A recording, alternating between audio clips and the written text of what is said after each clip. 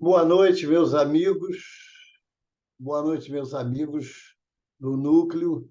É com alegria que estamos aqui para mais algumas reflexões a respeito da nossa doutrina, do Evangelho.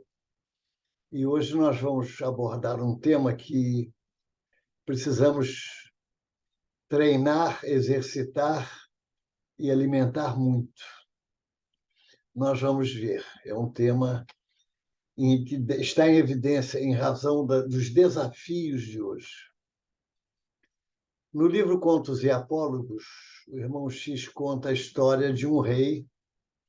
Ele era uma criatura, um homem público que tinha virtudes apreciáveis, era bondoso, carinhoso com os súditos, enfim, atendia a todos, era um homem educado, mas ele tinha uma pequena dificuldade.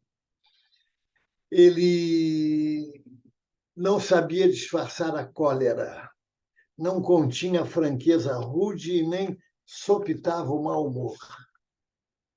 Ele, buscando o domínio do gênio que o dominava, ele expediu dois emissários às suas providências extensas para que lhe trouxesse a palácio algum homem capaz, um homem incapaz de se irritar. E pretendia entrar em contato com o espírito mais equilibrado das suas terras, a fim de melhor orientar-se no autoburilamento. Os mensageiros foram à loucura. Se um era paciente na rua, era colérico no lar. Quem se revelava gentil em casa, irritava-se na rua. Outros eram gentis e agradáveis em casa, todavia eram azedos no trato social. Passado um mês de exaustiva procura, eles enfim encontraram um homem que nunca se exasperava, nunca falava alto e mantinha silêncio em casa e fora do lar. Durante 4 semanas foi examinado sob rigorosa vigilância esse homem. Trazido à presença do rei, entretanto, quando o soberano lhe dirigiu a palavra, esperando encontrar um anjo num corpo de carne, verificou que o homem incapaz de se irritar era mudo. Era mudo. Então, meus amigos, vamos falar sobre a paciência. A paciência. Então, fazemos umas perguntas, um teste para todos nós. Como é que está a nossa paciência com o filho quando tira notas baixas? Quando chega de madrugada sem avisar? Com a mulher que se atrasa para o compromisso na reunião com os amigos do trabalho? Com a camisa mal passada? Com a filha que demora a se arrumar pela manhã? Com o acidente do café que ela entorna a mesa e molha a nossa camisa? Com o motorista que, distraído, está no celular quando o sinal abre? Com o trânsito pesado? Enfim, como é que está a nossa paciência? Porque é todos os dias que a gente encontra essas lutas.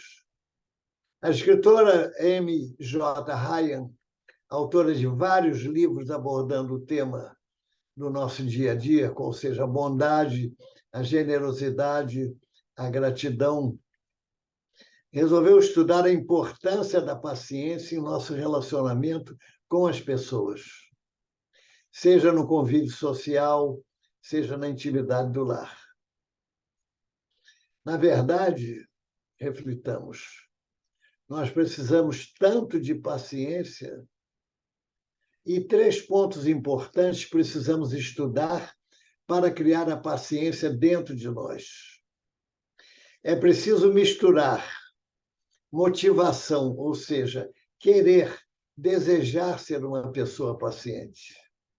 Percepção quer dizer prestar atenção na nossa estrutura psicológica, nos nossos equívocos, que às vezes perdemos a paciência por uma coisa boba, sem importância. E, por fim, cultivar. praticar exaustivamente a paciência. Não há outro caminho. E não desanimar. Se perdemos a paciência por uma coisa boba, vamos orar, pedir a Deus que nos ajude e continuar treinando a paciência. Eu não conheci ninguém mais paciente diante das suas lutas e desafios e do próprio ambiente que ele vivia do que o nosso Chico. Só para ilustrar, me veio na memória uma cena. Deram a ele um pêssego com cauda e uma colher para ele cortar e comer. Na casa dele, sobremesa, depois do almoço. E ele estava conversando com uma senhora muito interessada, muito necessitada. Ele estava dando muita atenção a ela. E ele tentava cortar o pêssego com a colher. Ele batia de um lado, o pêssego fugia para o outro lado.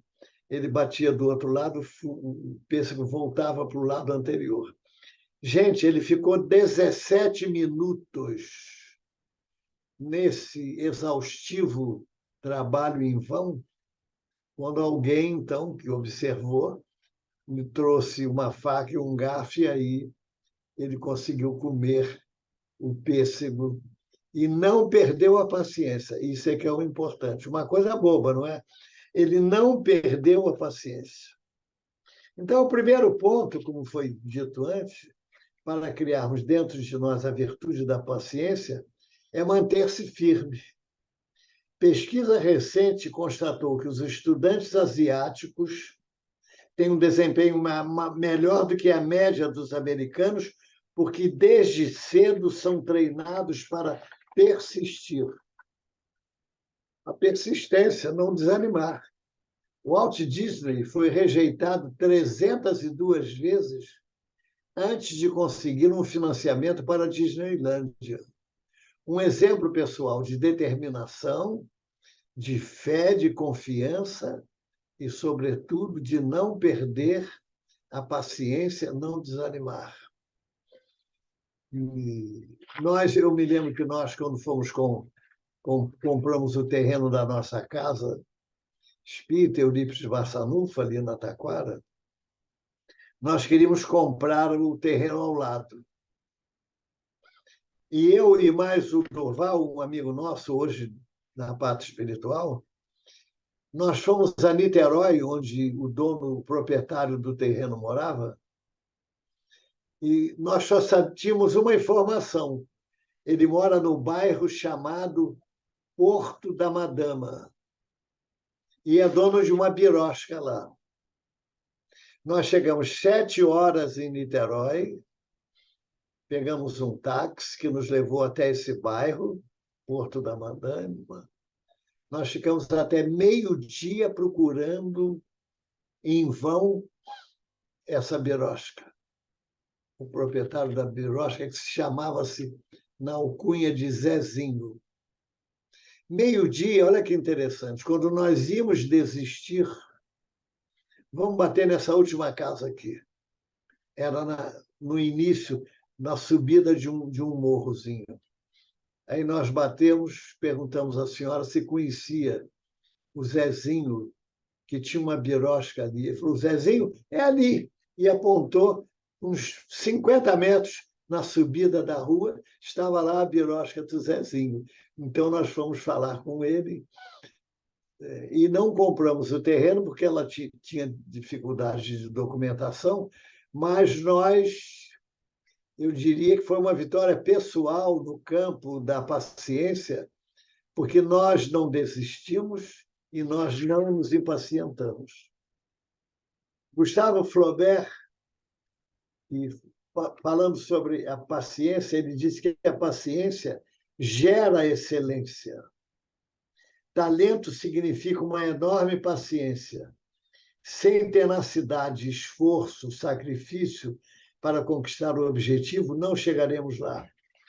Então, vamos ver. Quantos anos um atleta de ponta necessita para chegar à plenitude? Quantas horas diárias de sacrifícios, dores e até mesmo sofrimento para vencer barreiras e conseguir o limite.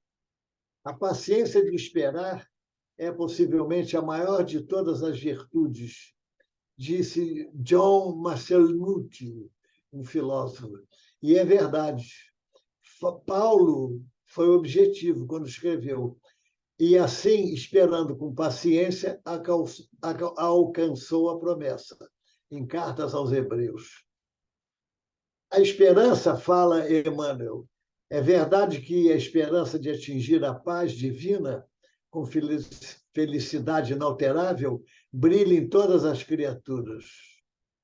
E ele esclarece: o lar coroado de bênçãos, o dever bem cumprido, a consciência edificada, o ideal superior convenientemente atendido, o trabalho vitorioso. Contudo, para que os objetivos acima sejam alcançados, esperar significa, sem cansaço e alcançar expressa, triunfar definitivamente. E ele completa: entre o objetivo e a meta, faz-se imperativo o esforço constante e inadiável. Esperança não é inação. Um punhado de paciência vale mais do que um monte de cérebros, assinala um provérbio holandês. Uma menina de 2 anos, olha só, um caso corriqueiro normal, estava com muita febre. A mãe deu-lhe um antitérmico, a criança dormiu, meia hora depois acordou chorando. Pânico, a mãe entrou em pânico e, aos gritos, mandou o marido correr para o banheiro, que estava a uma distância de uns 5 metros, para apanhar o termômetro. O que ele fez calmamente, com tranquilidade. Verificou a temperatura da menina, que não tinha subido. Mas a minha temperatura subiu, disse a mãe, irritada. Fiquei furiosa. Como assim? Disse ele. Assim que a menina dormiu, não posso acreditar que você, numa emergência, tenha andado tão devagar. Olha só, gente. É como disse o poeta: as mulheres não nasceram para serem compreendidas, nasceram para serem amadas. Como é que você vai tão devagar procurar um termômetro? Você não viu a minha dificuldade, a minha impaciência?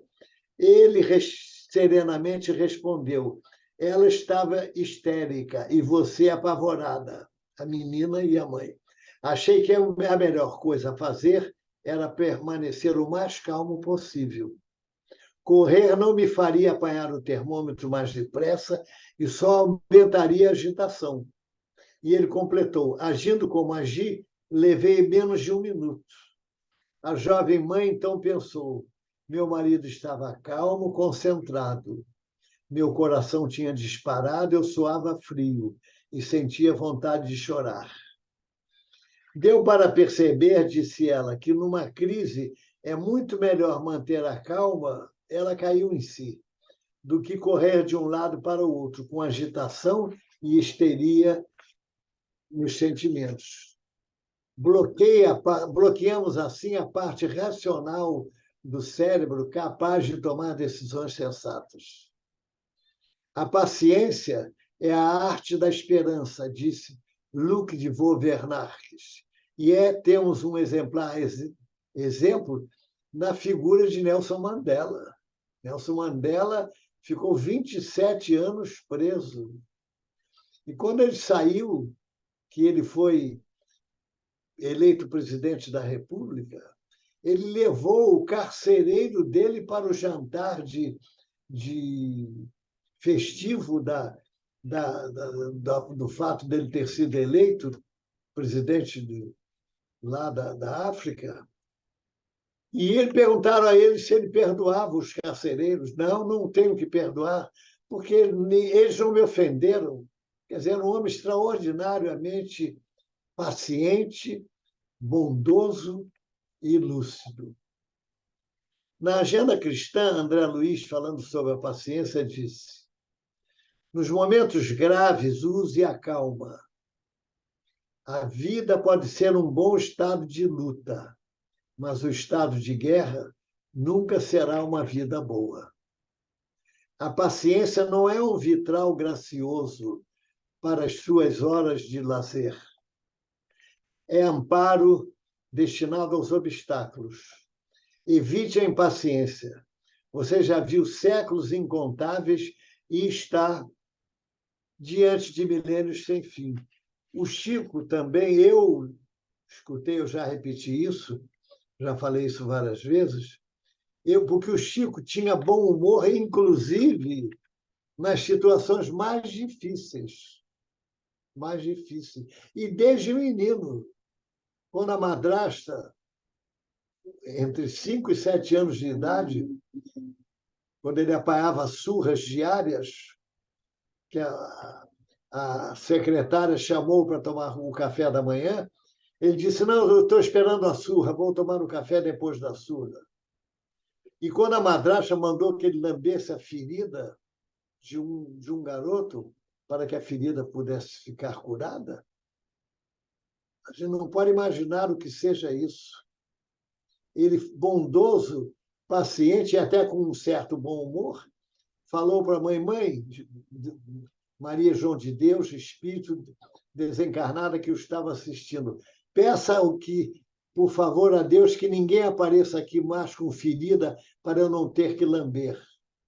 O bom humor do Chico.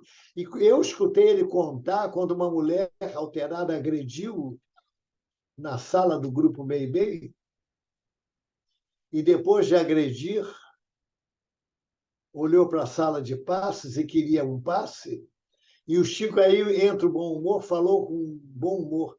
E eu acho que ela tinha um magnetismo muito forte, porque eu fui atrás dela igual um cachorrinho.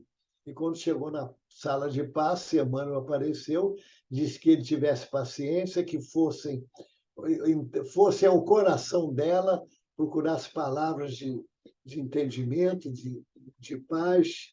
E aí ele disse, perguntou a Emmanuel: mas o senhor sabe que eu não estou errado, eu tenho a razão. E Emmanuel então falou uma frase lapidar que serve para todos nós refletirmos. Você tem a razão, mas ela tem a necessidade. Então é isso que a gente precisa entender.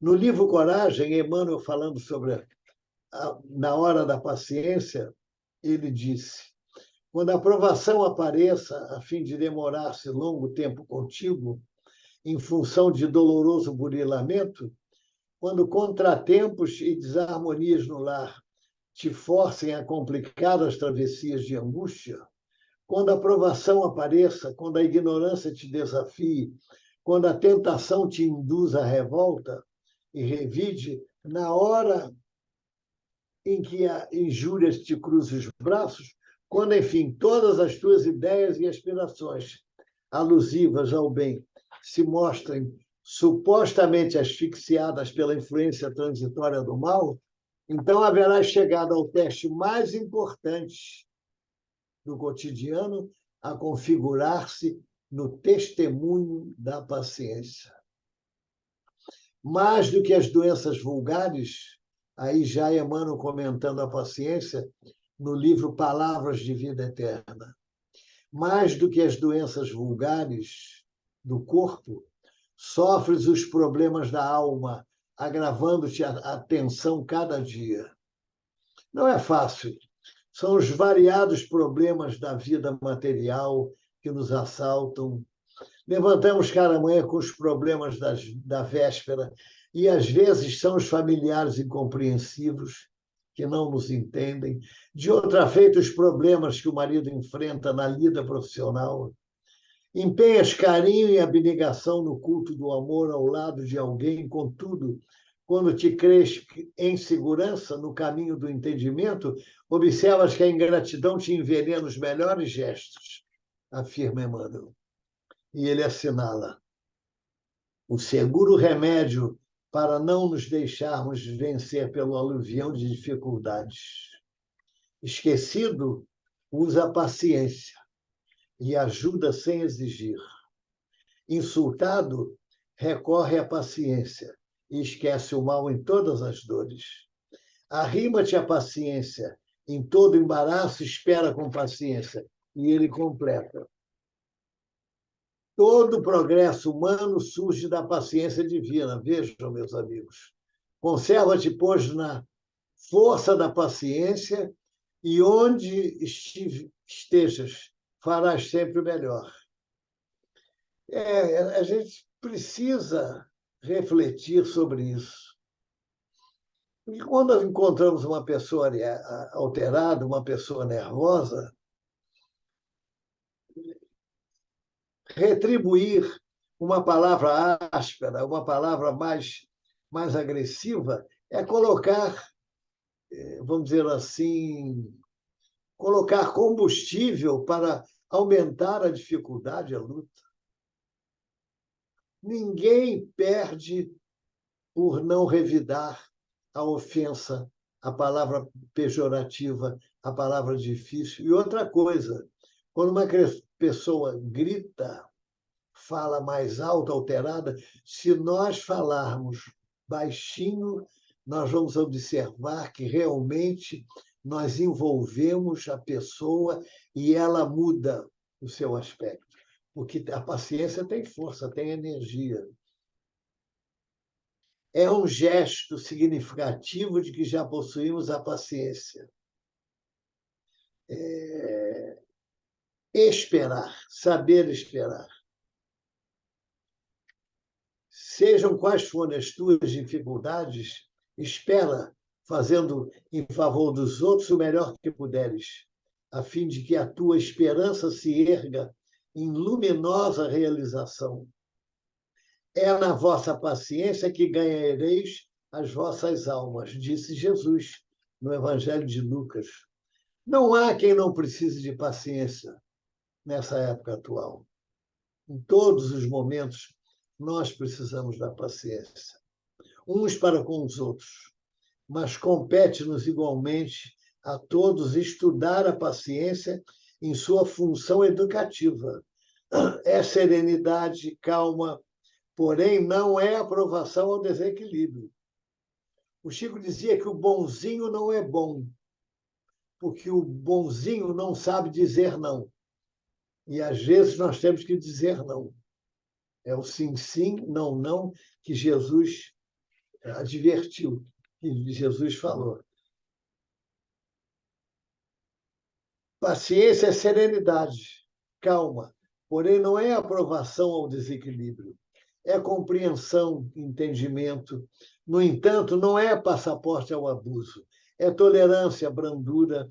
Entretanto, não é coonestação com o erro deliberado. Por isso que nós temos que refletir e estudar. Em todos os aspectos da paciência, recordemos Jesus, o Mestre. Foi no mundo o paradigma de semelhantes virtudes, mas não foi conformista. Nunca se apassivou diante do mal, conquanto lhe suportasse as manifestações. Porque, gente, conformismo é diferente de conformação. Nós precisamos ser conformados e não conformistas. Vamos ver a diferença que Emmanuel salienta. Paciência não é conformismo. A paciência é serena, compreensiva, dinâmica. Conformismo é deixar como está para ver como fica. Há conformação e conformismo. Conformismo é o sistema de ajustar-se alguém a todas as circunstâncias.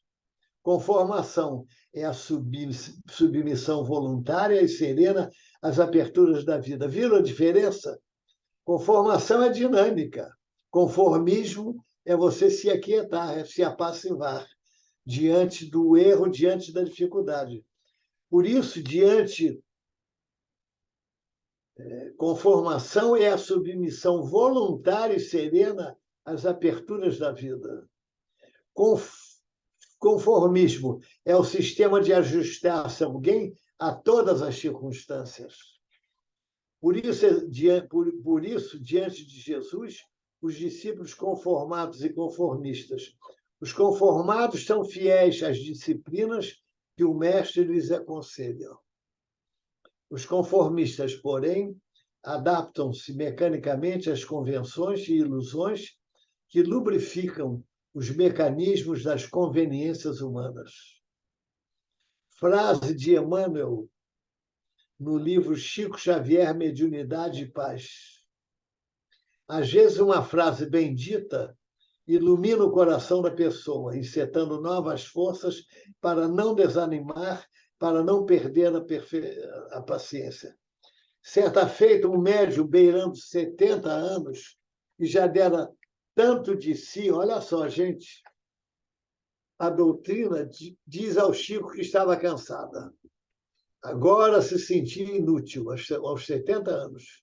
Após ouvi-la pacientemente, Chico disse: aquela senhora, filha, o nosso Emmanuel pede-me para dizer-lhe que uma pessoa cansada, quando se trata de serviço para o bem, pode ir ainda muito longe. Os olhos daquela senhora ganharam um novo brilho, foi como naquele instante que ela ganhasse vida nova. Gente, nada pior do que cortar a esperança do coração de alguém. Norma da caridade na prática do bem, não apagar a esperança do coração de ninguém. E agora eu vou me valer de uma passagem, de um caso que Humberto de Irmão X contou no livro Cartas e Crônicas. Ele falou sobre Belarmino Bicas. Então, o Irmão X encontrou essa pessoa depois de uma festa beneficente em que servíramos juntos. Belarmino Bicas, prezado companheiro a que nos afeiçoamos no plano espiritual, chamou-me à parte e falou decidido. Bem, já que estivemos hoje em tarefa de solidariedade, estimaria solicitar um favor. Ante a surpresa que nos assaltou, Belarmino prosseguiu. Soube que você ainda dispõe de alguma facilidade para escrever aos companheiros encarnados na Terra e gostaria de confiar-lhe um assunto. Que assunto? Acontece que desencarnei com 58 anos de idade. Após 20 de convicção espírita, abracei os princípios codificados por Allan Kardec aos 38 anos. E como sempre fora irascível por temperamento, organizei desde os meus primeiros contatos com a doutrina consoladora uma relação diária de todas as minhas exasperações, apontando-lhes as causas para estudo posteriores. Os meus desconchavos, porém, foram tantos que, apesar dos nobres conhecimentos assimilados, suprimi inconscientemente, olha só, gente, 22 anos da cota de 80 que me caberia desfrutar no corpo físico, regressando à pátria espiritual na condição de suicida indireto. Por causa da irritação, da impaciência, ele queimou, vamos dizer assim, 22 anos do seu projeto reencarnatório, que deveria ser até os 80. Ele desencarnou aos 50 e poucos. Somente aqui pude examinar os meus problemas e acomodar-se às desilusões. Quantos tesouros perdidos por bagatelas! Quanta asneira em nome do sentimento! E exibindo curioso papel, Belarmino acrescentava: conte o meu caso para quem esteja ainda carregando a bobagem do azedume. Fale do perigo das zangas sistemáticas. Insista na necessidade da tolerância, da paciência, da serenidade do perdão. Rogue aos nossos companheiros para que não percam a riqueza das horas com suscetibilidades e amurros. Explique ao pessoal da Terra que mau humor também mata, disse ele. Mau humor também mata. Foi então que passei a leitura da interessante estatística de irritações que não me furto a satisfação de transcrever. E ele disse, então, Belarmino Bicas, número de cóleras e mágoas desnecessárias com a especificação das causas respectivas, de 1936 a 1958. Então, ele alinhou a soma das exasperações. 1811, em razão de contrariedades em família. 906, por indispor-se dentro de casa em questões de alimentação e higiene. 1614, por alterações com a esposa em divergências na conduta doméstica e social. 1801, por motivo de desgostos com os filhos, genros e noras. 11, por descontentamento com os netos sempre levando vantagem. 1015, por entrar em choque com chefes de serviço. 1333, por incompatibilidade no trato com os colegas. 1012, em virtude de reclamações a fornecedores e lojistas em casos de pouca monta. 614, por mal-entendidos com vizinhos. 315, por ressentimentos com amigos íntimos. 1089, por melindres ante o descaso de funcionários e empregados de instituições diversas.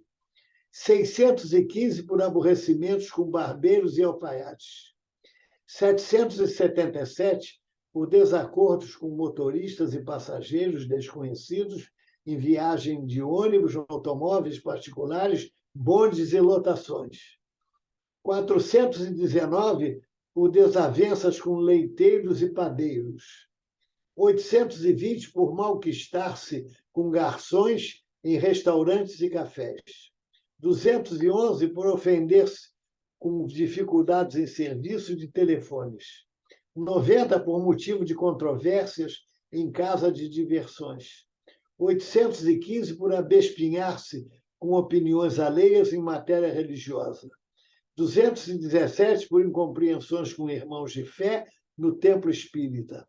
901, por engano ou inquietação diante de pesares imaginários ou da perspectiva de acontecimentos desagradáveis que nunca sucederam.